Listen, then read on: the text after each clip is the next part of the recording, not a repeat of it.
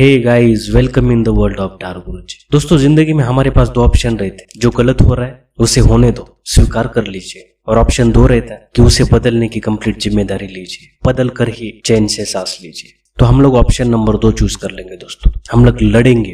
किस तरह से लड़ेंगे? आपके मन में, मेरे मन में, हर किसी के मन में जो सवाल उठ रहे वो सारे के सारे सवाल आज हम लोग डिटेल्स में देख लेंगे। दोस्तों, तो आइए वीडियो को स्टार्ट करते हैं। पहले सवाल देखेंगे और उसके बाद हर एक सवाल का हम लोग डिटेल में एनालिसिस कर लेंगे। दोस्तों, क्यों बॉयकॉट करना है केबीसी को, क्यों बहिष्कार करना है, और क्या हासिल होने वाला है हमें, और क्या मिलने वाला है इस लड़ाई को लड़कर। आखिर इसकी ओरिजिन क्या है? भारत में केबीसी की शुरुआत कब से हुई है?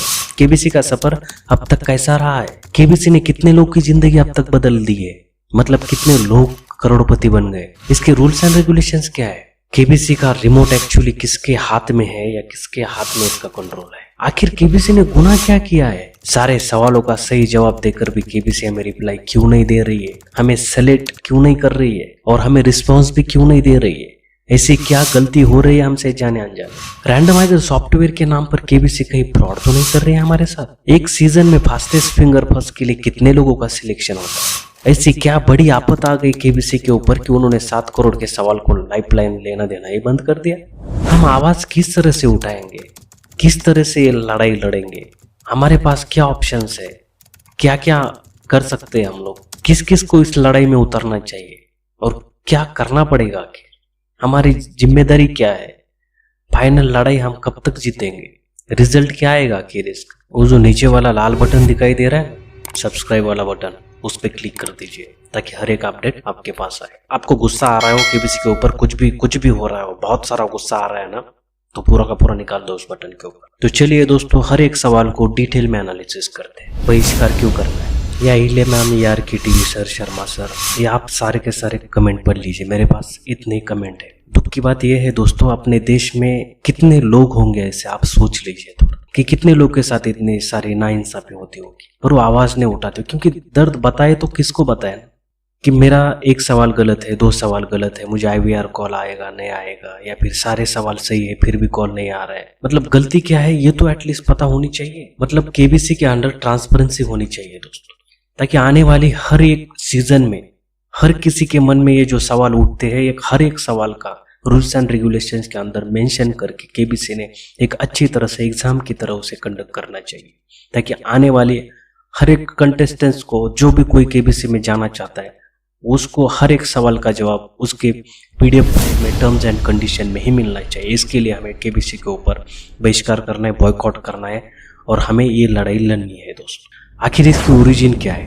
दोस्तों, who wants to be millionaire show से इंस्पायर्ड है, ब्रिटिश शो से, आपको तो ये तो पता है, पर इसमें बहुत और एक बिहाइंड एक बहुत ही बड़ी स्टोरी है इसके। डेविड ब्रिक्स और उसके 2 फ्रेंड्स माइक और स्टीवन, वो बॉन्ग गेम करके एक FM रेडियो पे गेम चला रहे थे, एक शो था उनका। उससे वो लोगों ने कुछ प्रेरित होके स्टोरी बनाई थी, फॉर्म कर दी थी, और उस तरह से वो शो डिजाइन कर दिया था। पर बाद में बहुत कॉपीराइट्स आ गए उनके ऊपर, और 1956 की फिल्म थी उससे इंस्पायर्ड हो गई। तो बहुत सारे लिटिशंस दायर किए गए थे कोर्ट के अंदर, और बाद में वो कोर्ट में सेटलमेंट भी कर दिए। तो ऐसी बहुत एक लंबी स्टोरी है, तो आप अगर पढ़ना चाहते हो तो पढ़ लीजिए। क्योंकि देखो दोस्तों, ये विकिपीडिया की इन्फॉर्मेशन है, क्योंकि ओरिजिनल दूसरी तो कोई इन्फॉर्मेशन है ही नहीं ऑनलाइन, तो आपको अगर पढ़ना है तो यहीं पे मिलेगी। और अगर टर्म्स एंड कंडीशन तो केबीसी ने दूसरे पे कहीं पे डालने हैं, और वहाँ पे 2006 से वो सेटल आउट हुआ है। मैंने तो कोई डाला, एक पूरी लिंक भी दी है। और फिर सोनी ने उसके 2006 के बाद वो राइट्स ले लिए, उधर प्राइस भी दिए पौंड में 137.5 मिलियन, सोनी पिक्चर्स टेलीविजन। तो आप ये भी देख सकते हैं पूरा का पूरा उठा के। तो चलो नेक्स्ट सवाल देखते हैं। भारत में केबीसी की शुरुआत कब से हुई है? 3 जुलाई 2020 को फर्स्ट एपिसोड आया था, और वहां से जो है आपके सामने है, अभी तक 11 सीजन है, उसमें बहुत उथल पुथल हुई, वो भी हम लोग एक अलग वीडियो में देख लेंगे। भारत में केबीसी का आज तक का सफर कैसा रहा है, और कितने लोगों के आज तक उन्होंने जिंदगी बदल दी है, मतलब कितने लोगों को करोड़पति बना दिया है। दोस्तों, ये 5-6 लोग हैं जिनने करोड़पति बने हैं, और किसने 2 लोग हैं अभी तक जिन्होंने 7 करोड़ जीते हैं 2014 को, याचिन और सार्थक नरूला, और एक है जो सुशील कुमार, वो तो 2011 में जिन्होंने 5 करोड़ जीते थे। तो हम लोग है ना इसका पूरा का पूरा एक अलग सेपरेट वीडियो लेकर आ रहे हैं, ताकि आपको अच्छी तरह से समझ में आए क्या क्या कॉन्ट्रोवर्सीज रही, क्या क्या चेंजेस है। इनके लाइफ में बारे में भी जानेंगे पूरा। इसके रूल्स एंड रेगुलेशंस क्या है। एक्चुअली मैंने 2 पहले वीडियो उसके ऊपर पूरे के पूरे PDF पे ही बनाए हैं, तो मैंने डिस्क्रिप्शन में भी उनकी लिंक दे दी है। और दूसरे छोटे 5-6 वीडियो बनाए ताकि आपको समझने में और आसानी हो जाए। वो भी एक प्लेलिस्ट बनाए रूल्स एंड रेगुलेशंस करके, वो भी आप देख सकते हैं, डिस्क्रिप्शन में दे दिए। KBC का रिमोट कंट्रोल एक्चुअली किसके हाथ में है, ये बहुत इंपॉर्टेंट सवाल है। ये वो 3-4 कंपनी है दोस्तों, बिग सिनर्जी, स्टूडियो नेक्स्ट, तो सोनी पिक्चर्स और ये सोनी एंटरटेनमेंट टेलीविजन, ये सारे मिलकर काम कर रहे हैं। तो 3-4 लोग के पास ये सारे के सारे राइट्स हैं। तो एक काम कर लीजिए, आप ये पढ़ लीजिए, मतलब पूरा का पूरा कंट्रोल इन लोग के हाथ में है। ऐसा KBC ने क्या गुनाह किया है। KBC में ट्रांसपेरेंसी नहीं है तो हर किसी को समझ में आ रही है, चाहे वो फिर IVR कॉल हो या फिर कॉल कटने की, फिर नो रिस्पॉन्स देने की, ये सारे सवाल ये तो आपने बात करी। पर 130 करोड़ लोगों को अंधेरे में रखा है। आपको करोड़पति बनने के हर किसी को एक सपना दिखा है, हर किसी के एक इमोशंस के साथ खेला जा रहा है। जानी मानी हस्ती है जिन्हें दुनिया शहंशाह के नाम पे भी जानते हैं। अमिताभ जी का चेहरे का पूरे इस्तेमाल उन्होंने 2000 से करते आ रहे, सारे छप्पर फाड़ के रिकॉर्ड तोड़ दिए थे। पहली बार टेलीविजन इंडस्ट्री में अमिताभ जी ने एंट्री कर दी, छोटे पर्दे पे आए थे। तो उसके बाद में बहुत लोगों ने शो भी स्टार्ट किए, उनके शो भी मतलब चले नहीं है, कोई भी KBC को टक्कर नहीं दे पाया। तो ये अलग बात है, पर वो लोगों ने जो ट्रांसपेरेंसी रखी वो बहुत ही बुरी बात है दोस्तों। तो बस यही गुनाह है KBC का, ट्रांसपेरेंसी नहीं है।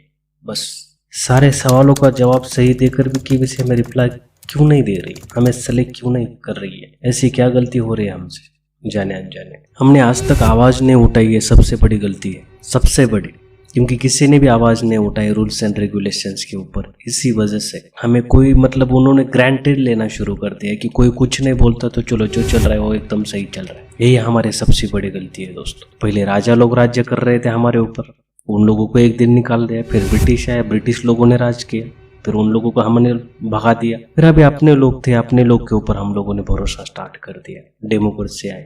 अपने ही लोगों ने अगर हमारे ऊपर सितम ढाने शुरू कर दिए दोस्तों, तो हमें आवाज उठाना पड़ेगा, हमारे पास दूसरा कोई ऑप्शन है नहीं। रैंडमाइजर सॉफ्टवेयर के नाम पे KBC कहीं फ्रॉड तो नहीं कर रही है? 100% फ्रॉड है दोस्तों। क्यों?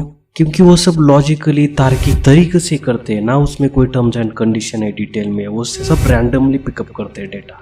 तो वैसा ही एक काम करो, हर किसी का कॉन्टैक्ट नंबर तो गवर्नमेंट के पास तो है आजकल, तो वहां से कॉन्टैक्ट नंबर उठा लो और सीधा की सीधा कॉल करते रहो रैंडम। क्यों ये क्वेश्चन आंसर का सवाल हो रहा है? क्यों मतलब बेवकूफ बनाया जा रहा है? हमें क्या पागल कुत्ते ने काटा है क्या यार? इतना भी नहीं समझ में आ रहा है हम लोग को। रैंडमाइजर सॉफ्टवेयर कुछ भी कर रहे हो। एक सीजन में फास्टेस्ट फिंगर फर्स्ट के लिए कितने लोग का सिलेक्शन होता है, तो इसका डिटेल में हम लोगों ने मैंने प्लेलिस्ट में रूल्स एंड रेगुलेशन में बताया, मैं फिर भी इधर बता। देखो जैसा रैंडमाइजर सॉफ्टवेयर रैंडमली पिक करेगा, जितना भी डेटा आएगा उसके पास, वो 43,949 को पहले कॉल करेगा, फिर बाद में ऑडिशन के लिए वो 6,500 लोगों के लिए कॉल करेगा, फिर उसके बाद उसमें से 500 to 600 को सेलेक्ट करेगा, फिर उसमें से फाइनल इंटरव्यू तक 180 to 200 लोगों को करेगा। क्योंकि अगर ऐसा भी कैलकुलेट कर लेंगे हम पूरा डिटेल में, आज तक दोस्तों पूरे के पूरे अगर हम लोग एपिसोड देखेंगे तो 852 मतलब 852 एपिसोड हुए हैं 11 सीजन में। अगर हम लोगों ने 11 में डिवाइड कर दिए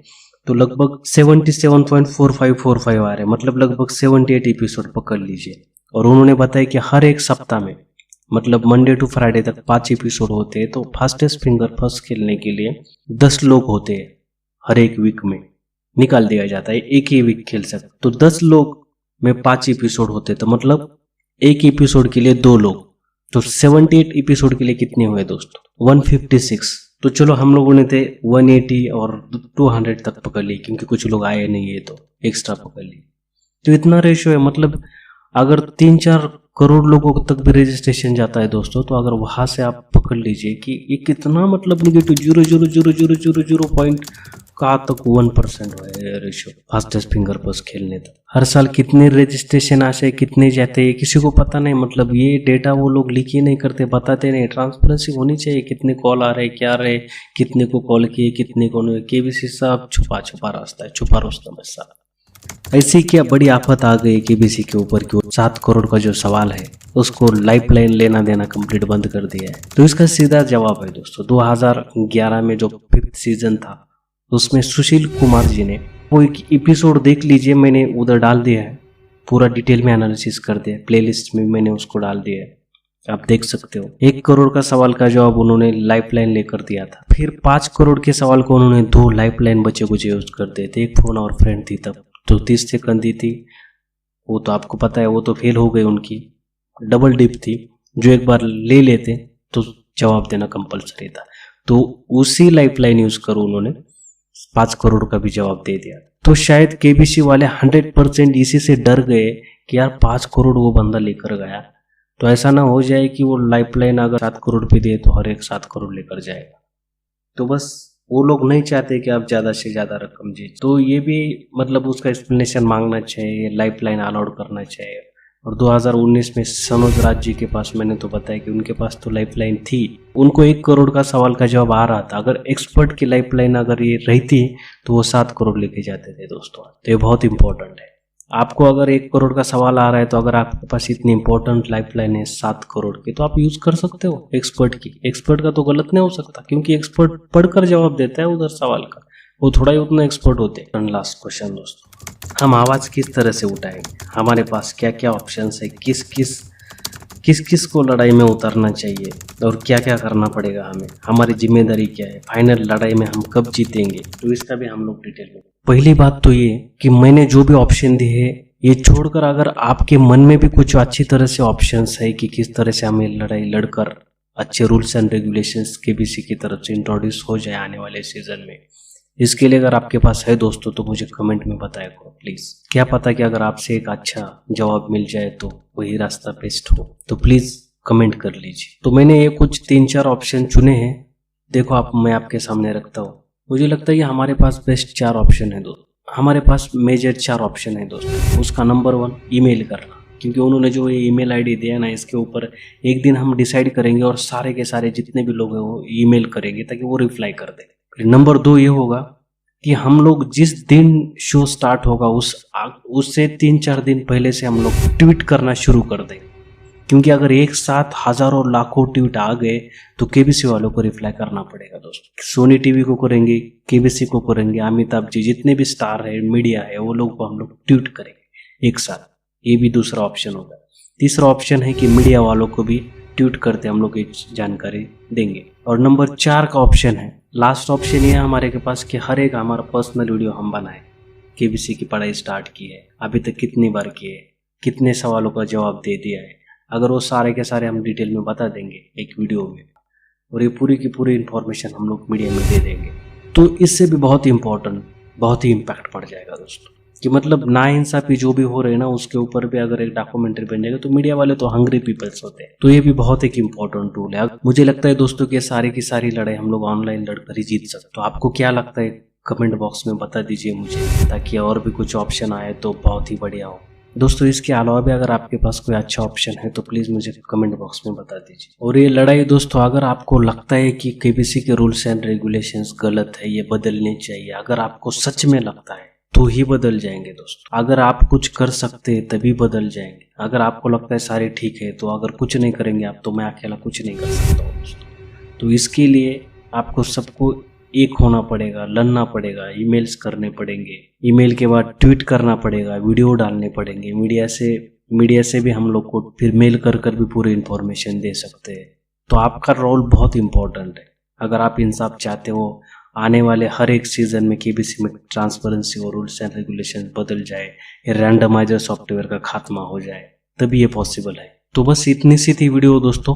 आपको अगर वीडियो में कुछ भी गलत लग रहा है तो मुझे बता दीजिए क्या गलत है, हम लोग ठीक कर लेंगे। और भी कोई ऑप्शन है, सुझाव है तो, और आपकी एक लाइक कमेंट मेरे लिए बहुत इंपॉर्टेंट है, मैं मोटिवेट होता रहता हूँ।